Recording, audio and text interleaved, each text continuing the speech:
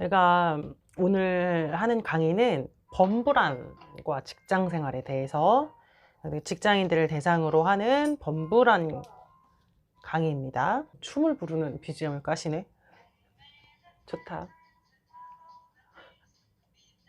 강의 안 하고 놀러 가고 싶은데 음악을 들으니. 이제 저 들어갈게요. 우리의 감정과 우리 몸에서 일어나는 모든 증상들은 사실은 우리에게 어떤 메시지를 주고 있거든요. 그러면 이 불안이라는 증상과 감정은 나에게 어떤 메시지를 주고 있을까요? 아마 거의 대체로는 잘 준비해라 이런 메시지를 주고 있어요. 그러다 보니까 이 불안한 사람은 사실 업무 능력이 꽤 좋습니다. 그런데 나쁜 불안이 있다는 게 문제예요. 나쁜 불안이 있다.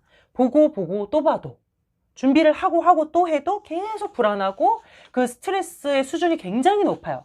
그래서 밥맛도 없고 잠도 못 자고 즐거움도 없고 머리에서 걱정이 막 끊이질 않습니다.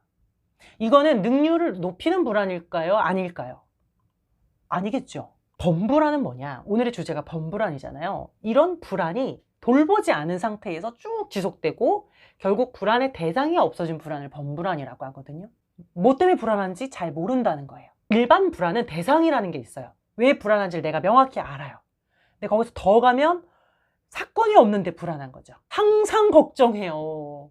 안절부절 못하고 쉽게 피곤하고 주의 집중이 안 되고 잠 잘 못 자고. 근데 보통은 그걸 잘 캐치를 못해요. 그 메시지를 신경 쓰지 않거든요. 그래서 자기가 불안한 줄 모릅니다. 그걸 알면 양반이고요. 진짜 심각한 사람은 그건 모릅니다. 내가 불안한지를 모르는 상태로 소위 히스테리 부린다고 하죠. 나보다 약한 사람에게 나를 소용해주고 사랑해주는 사람을 타겟으로 삼아서 히스테리 부린단 말이죠. 이 불안한 사람이. 이 불안을 가진 사람들은 대체로 인지적인 오류나 왜곡이 조금 있어요. 불안한 사람들은 보통 위험을 과도하게 인지를 해요. 번불안은 특히 어디에서 불안을 느끼냐면 죽음, 안전, 가족의 안전 이런 것들, 나의 안전, 신체적 질병 이런 것에 조금 더 많이 인지오류를 가져요. 그래서 되게 파국적으로 생각하거든요. 예를 들어서 내가 배가 좀 아프면 위암인가? 이렇게 바로 갈 수 있어요. 친구랑 약속을 했는데 약속 시간이 좀 늦어요. 그러면 바로 사고가 났나? 조금 더 심하면 죽은 거 아니겠지? 까지도 가요. 되게 우습죠? 근데 이렇게 생각하는 사람이 정말 많다는 거예요. 그리고 그 사람들은 그게 되게 당연한 거예요. 오버하는 게 아니에요. 충분히 그럴 수 있잖아. 그럴 가능성은 누구에게나 있잖아 라고 하면서 자신의 오류를 상당히 정당화하면서 살아갔거든요. 그 외에도 내 배우자가 바람을 피우면 어떡하지? 내가 이 회사에서 잘리면 어떡하지? 우리 부모님이 갑자기 돌아가시면 어떡하지? 우리 직장 동료들이 나를 싫어하는 건 아닐까? 이런 있지도 않은 일을 끌어당겨서 미리미리 불안해한다. 이것은 예기불안이라고 해요. 없는 일을 끌어당겨서 불안해하는 예기불안적인 인지오류를 가지고 있어요. 이것은 사실은 소설입니다. 소설이죠. 근데 본인한테는 팩트예요. 0.00001%의 가능성만 있어도 이 사람은 그거를 99로 잡는단 말이죠. 그런 오류가 있다는 거. 그 다음에 두 번째로는 실패에 대한 두려움과 흑백 논리를 갖고 있어요. 완벽주의 포함해서. 완벽주의라 하면 완벽한 사람을 뜻하는 게 절대로 아니고요. 불완전함을 견디지 못하는 것이 완벽주의예요. 그래서 실패에 대한 두려움이 상당히 크고 흑백 논리가 있어요. 흑 아니면 백인 거예요. 중간 개념이 없다. 중간 스펙트럼이 빠져버렸어요. 이 사람들은. 그래서 1등이 아니면 꼴등, 100점이 아니면 빵점. 99명이 나를 칭찬하고 좋아해도 1명이 나를 비난한다면 나는 그냥 쓰레기. 이런 게 흑백 논리예요. 이 사람은 얼마나 스트레스가 심할까? 왜냐면 세상에 절대로 100명 모두 다 날 좋아할 수 없거든요. 언제나 1등일 수 없거든요. 언제나 100점일 수 없거든요.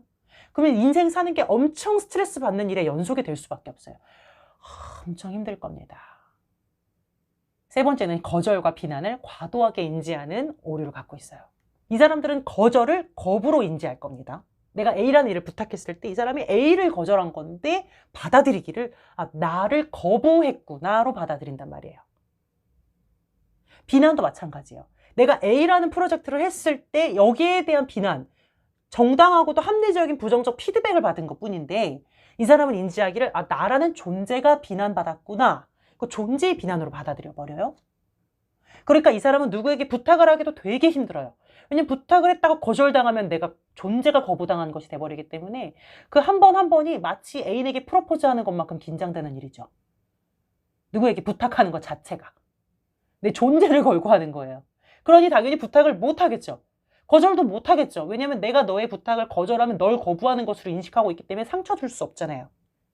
그러면 이 사람은요, 되게 회사에서 능력 있고 되게 똑똑한데, 유능한데 살짝 호구죠.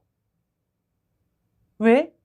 부탁을 거절을 못하고 나는 남에게 부탁하지 못하면 나만 과기능이잖아요. 나만 과책임이잖아. 나만 하는 일이 엄청 많은 거잖아요. 오는 건 다 받고 받는 건 줄 수 없으니 포화 상태가 돼버려요. 이러니 스트레스가 어마어마하고 불안이 쌓이겠죠. 겉보기에는 되게 괜찮은 위치까지 가고 사람들에게 되게 친절하고 좋은 사람이 돼 있을 거예요. 근데 본인 마음은 어떻게 너덜너덜 사는 게 너무 힘들어요. 그 다음에 이 불안에서 범불안이 되는 되게 결정적인 원인이 있는데 내 생각과 감정을 통제하는 거예요. 이 사람들은 대체로 자기 힘든 걸 남에게 잘 이야기하지 않아요. 나 스스로도 잘 돌아보지 않아요. 회피하고 모른 척한 거죠. 그래서 불안이 주는 메시지들을 듣지 않는 겁니다. 억압해요. 왜냐하면 이 사람들은 대체로 완벽주의이기 때문에 불안을 느끼는 내 자신이 너무 싫거든요. 내 마음도 완전해야 되거든요. 성숙해야 되고. 근데 불안을 느낀다는 건 되게 미성숙해 보이니까 싫은 거죠. 그래서 애써 모른 척 하는 거예요. 나 불안하면 안 돼. 나 걱정하면 안 돼. 이러면서 막 그거 잊어버리려고 어떻게 하죠? 막 게임 중독 걸리고 쇼핑 중독 걸리고 스마트폰 중독 걸리고 SNS 중독 걸리고 술 마시러 다니고 이렇게 해서 다른 쪽으로 관심을 돌려서 그냥 생각을 묻어버리는 거예요. 안 느끼려고 하는 거죠. 거기 속으로 들어가는 게 너무 힘든 거예요. 내 마음 모른 척하고 산다. 그러면 그 불안이 어디로 갈까? 모른 척하면 어디로 갈까? 그냥 내 안에 있어요. 아무 데도 안 가요. 아무 데도 안 가요. 내가 숨긴 만큼 더 깊이 들어가. 형태도 모르는 괴물이 돼버려요. 그래서 내가 깊이 숨겨서 자물쇠 꽉 잠궈버리면 그게 어디 가지 않고 그냥 그 속에서 곰팡이 살살 피면서 썩어가고 있다. 내 몸에 병을 주고 있다. 근데 이제 우리 겉으로는 되게 쿨한 척 하면서 뭐 다 지난 일이야 하면서 쿨한 척 넘어가지만 그 불안이 오늘날까지 나에게 영향을 미치고 있다면 그건 지난 일이 아니에요. 그게 오늘날 나에게 히스테리 부리게 하고 있잖아. 우리 가족들을 힘들게 하고 있잖아요. 잠을 못 자게 하고 있잖아요. 위염 걸리고 디스크 걸리게 하고 있잖아요. 이 불안이 나를 지금. 그러면 현재의 문제죠. 지난 일이 아니란 말이에요. 난 그때부터 지금까지 해결된 적 없어요. 그걸 인정해야 돼요. 해결되지 않았어. 그때 그 불안이.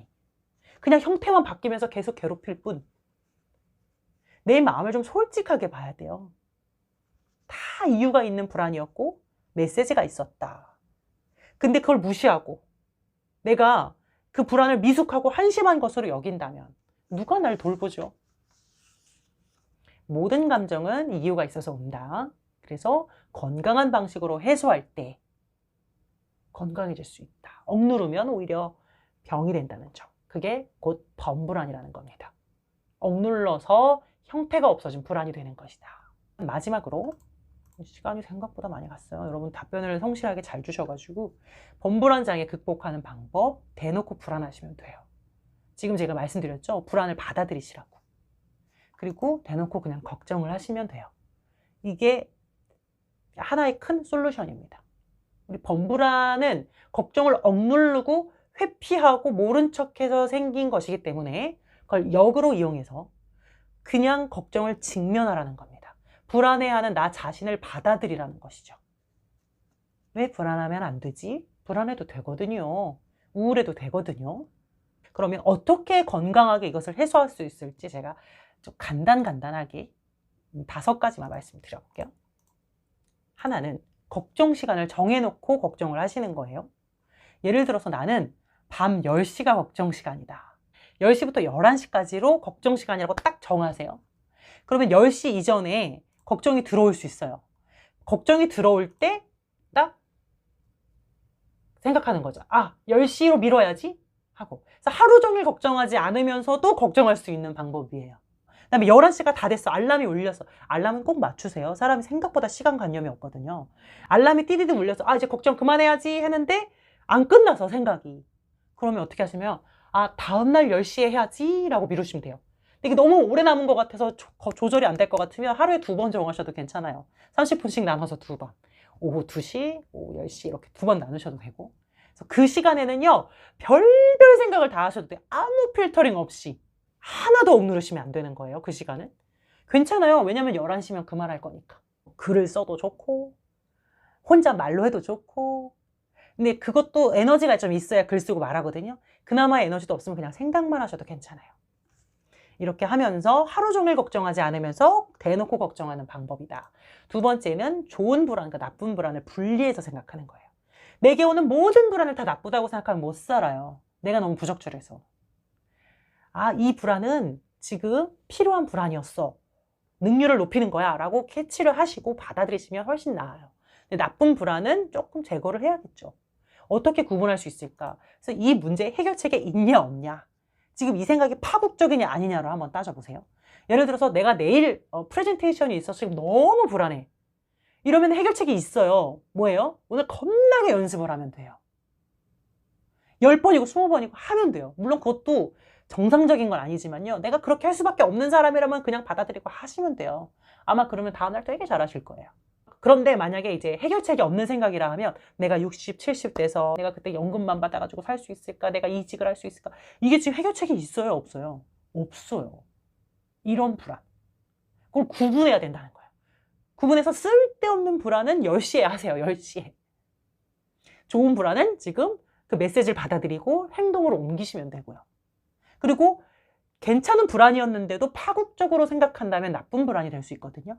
예를 들어서 내일 프레젠테이션 때문에 내가 불안하다는 처음엔 좋은 불안이었는데 이걸 파국적으로 생각하는 거야. 내가 한마디만 절어도, 내가 조금만 실수해도 난 여기서 웃음거리가 되고 회사에서 잘릴 거고 막, 이건 파국적인 거잖아요.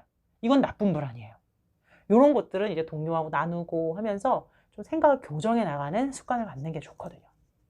그리고 문제 해결 위주로 걱정하는 거예요. 쓸데없이 막 생각의 굴레에 갇혀서 하는 게 아니라 정리하면서 해결 위주로 능동적으로 사고하시는 방법을 찾는 거예요. 그 다음에 그렇게 해도 답이 안 나와? 그럼 지인하고 상의하는 거예요. 세상에 가장 지혜로운 사람은 다른 사람들의 지혜를 모으는 것이다 라고 했거든요. 제가 좋아하는 책에서. 다른 사람과 상의하세요. 내가 이러이러한 고민이 있는데 넌 어떻게 생각해? 그리고 중요한 건 뭐냐면 결정은 내가 하는 거예요. 다른 사람의 생각은 언제나 참고만. 결정까지 그 사람에게 던져버리는 건 의존적인 거예요. 이 지인과 상의하는 것이 연대감에 속할 수 있는데 꼭 내 고민을 나누지 않더라도 어떤 사람과 진솔한 관계를 맺는 것은 불안을 낮추는 데 되게 많이 도움이 돼요. 그래서 내가 정말 피상적인 대화 있잖아요. 오늘 날씨 어떻지? 이 음식은 맛있지? 요즘 참 뭐 연예인 어쩌고 저쩌고 막 이런 피상적인 대화도 좋지만 거기서 출발해서 조금 더 내 마음을 나눌 수 있는, 울고 웃을 수 있는 그런 관계를 이어나간다면 그 사람은 병들지 않습니다. 근데 그 연대감을 갖는 것도 사실 건강한 사람이 할 수 있는 거기 때문에 상담을 추천하는 거죠. 그 다음에 마지막으로는 건강을 관리하셔야 돼요. 아까 처음에 말씀드렸던 걸로 다시 돌아가는 거네요. 내 몸의 소리를 듣고 몸의 욕구를 해소해 주는 거죠. 배고프면 먹고요. 피곤하면 쉬어야 돼요. 근데 그럴 수 있는 환경이 좀 못 되잖아요. 그러니까 최선을 다해서 그런 시간들을 확보해야 돼요. 아까 제가 부신 호르몬을 얘기했어요. 이 부신 호르몬을 계속 과다 분비가 될 때 이거를 해소해 줘야 되거든요. 그래야 다시 몸이 긴장이 풀리고 이완되거든요. 그런데 이 해소하는 가장 좋은 방법은 바로 운동이라는 거예요. 운동을 하면 이 호르몬이 배출이 됩니다, 밖으로. 그래서 자연스럽게 이완을 이루게 되거든요. 난 피곤해서 운동할 시간이 없어요. 하지만 그 반대예요, 사실은. 피곤하기 때문에 운동해야 되고요. 난 불안해서 못 자요. 근데 사실은 그 반대예요. 못 자기 때문에 불안한 걸 수 있어요. 아무리 건강한 사람도 못 자면 불안해요. 몸과 마음이 하나라서. 그래서 꼭 건강 관리를 해주시는 것이 이 심리치료의 어떻게 보면 기본이 될 수 있다는 것. 힘드네요.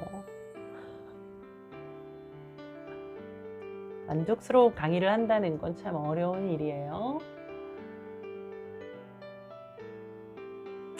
그래도 뭐 있으면 잊어버리는 편이라서 잊어버리고 점심을 먹도록 하겠습니다. 제가 또 2시에 상담이 있기 때문에 빨리 점심 먹고 잠깐 쉬었다가 상담 들어가야 돼요. 여러분 오늘도 좋은 하루 보내시고요. 안녕.